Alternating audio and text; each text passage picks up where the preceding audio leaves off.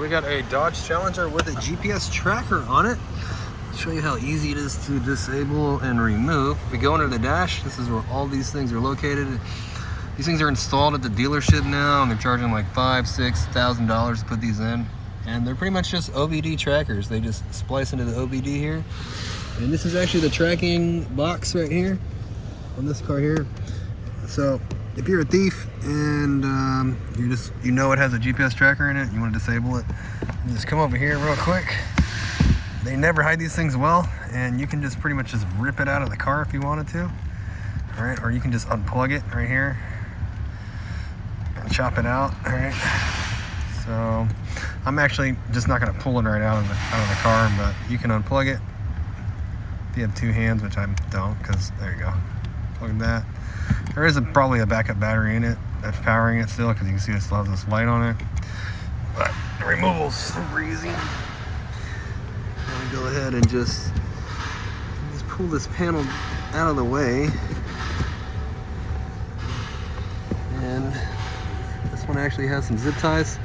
Sometimes they don't have any zip ties. You can just pull them right out. Let's see here. This one.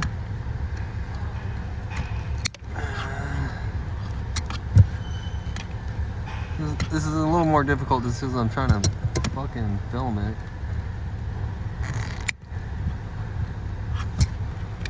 Alright. This zip tie here. Okay. And then the OBD here. This is the aftermarket OBD. We need to get rid of this.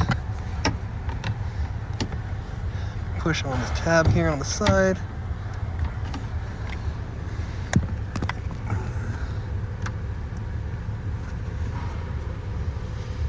Hold on a second.